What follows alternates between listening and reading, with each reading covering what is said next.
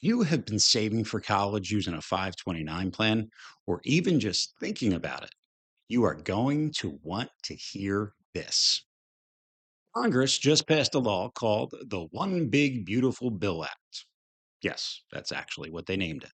And it makes the biggest changes to 529 plans that we have seen in years. Let's break down what's new, how it works, and how smart families can use these updates to save money now and increase financial aid later. So, starting July 5th, 2025, you can use your 529 plan for a whole lot more than just tuition for those K through 12 students. The law expands qualified K through 12 education expenses to include curriculum and instruction materials, books and digital textbooks, online educational tools, and platforms like Khan Academy or Time for Learning. You can also use them for tutoring or academic classes that are taught by a qualified professional. And guess what else? You can also use them for SAT, ACT, and AP exam fees. You can use them for dual enrollment classes.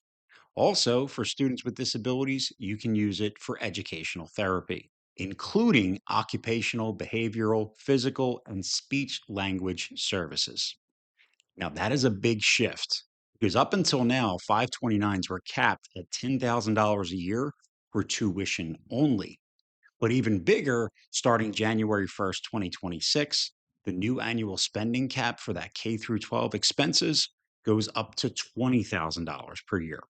And this is going to give families much more flexibility to support their child's education during the years that matter most, not just when they hit college. Now, here's a 529 strategy almost no one is talking about. This is where it gets strategic and why families with high schoolers should be paying attention. Now, if you didn't already know, 529 account is reported as a parental asset on the FAFSA and the CSS profile. That means the more that you have saved in your 529 at the time that you are going to file for financial aid, the less aid you will be eligible for. Even though you save responsibly, it can work against you. But now, with all these new qualified K through 12 expenses, you have smart moves available. You can use some of that 529 money before you apply for college. This could be for paying for tutoring, covering dual enrollment classes, paying for SAT, ACT fees. If you're going to private school, you can use it for your books. But by spending down your account now, you can legally reduce the amount of reported assets on your financial aid forms.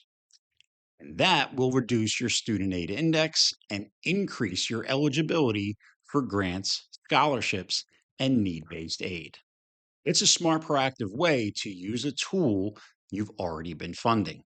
Now, not everything qualifies for 529 use, and getting it wrong could cost you big time. Using those funds on something that isn't approved and not a qualified education expense, you'll be looking at taxes plus a 10% penalty on those earnings. So before you start swiping that 529 card like it's free pass, let's break down what's not covered because this trips up a lot of families. You see, you can't use a 529 plan to pay for college counseling, financial aid help, or working with someone like me. Apparently, saving families from six figures of student debt is not educational enough.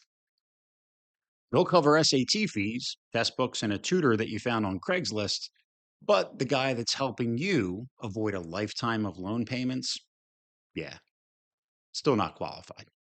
Go figure. Now, here are two more changes in the law that families should know. First, 529s can now be used for career credentialing programs. That means trade schools, coding boot camps, even military credentials, as long as the program is federally or state approved. Second, there was a temporary rule that allowed 529 rollovers into ABLE accounts. Those are for families and individuals with disabilities. Now, that rule is now permanent. You can roll over 529 funds without taxes or penalties and use them to support qualified family member. So the 529 plan just became a whole lot more versatile if you know how to use it the right way. So, whether you're planning for elementary school, high school, trade school, or college, these updates open the door to better strategies, better savings, and better aid eligibility. Now, if you're still not sure how this fits into your family's game plan, let's talk. You can book a free college clarity session with me at joethecollegepro.com.